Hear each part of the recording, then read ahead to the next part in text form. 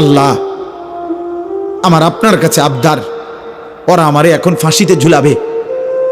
আমার এই ফাঁসিতে ঝুলানোর এই দৃশ্য মক্কায়, নবীজি তখন মদিনায় হিজরত করে চলে গেছেন।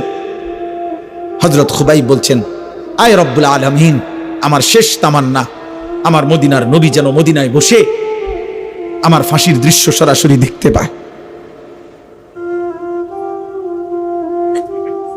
তো মক্কার কুরাইশ আবু সুফিয়ান তখন বলছিল, খুবাইব, তোকে এখন আমরা হত্যা করে ছাগলের চামড়া যেভাবে ছিলে ফেলে, আমরা তোকে এইভাবে চামড়া খুলে ফেলবো, ছিলে ফেলবো।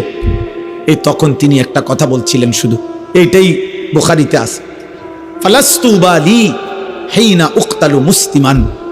আবু সুফিয়ান শোনো, আমি যখন আল্লাহর আনুগত্যের উপরে, ইসলামের উপরে, আমার খোদার সেজদার উপরে যখন মরতে পারছি, অতএব আমি আর কোনো পরোয়া করি না।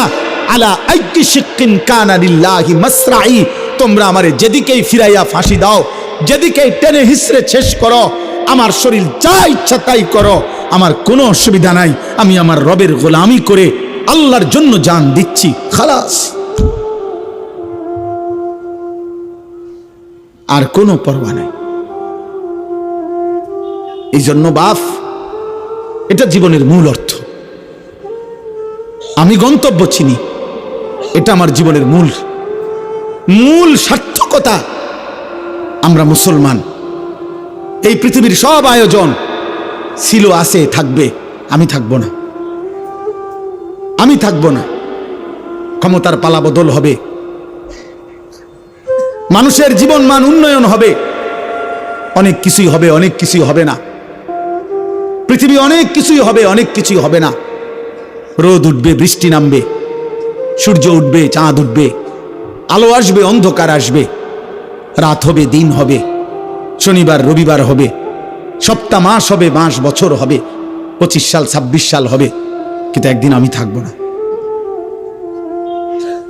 একদিন আমি থাকবো না। আমার মৃত্যুর পরে পৃথিবীর সব মানুষ যদি আধুনিক হইয়া, উন্নয়ন হইয়া চাঁদের দেশেও চলে যায়, আমি তো নাই, আমি তো নাই, আমি তো নাই। অতএব আমি যদি আমার কবর ভুলে যাই, আখিরাত ভুলে যাই, আমি যদি আমার মৃত্যু পরবর্তী জীবন ভুলে যাই, আমি যদি আমার গন্তব্য ভুলে যাই, খোদার কসম আব্বা, ভুলে গেলেও তো মৃত্যু হবে, চোখ বন্ধ রাখলেও মৃত্যু হবে, সুখে থাকলেও মৃত্যু হবে।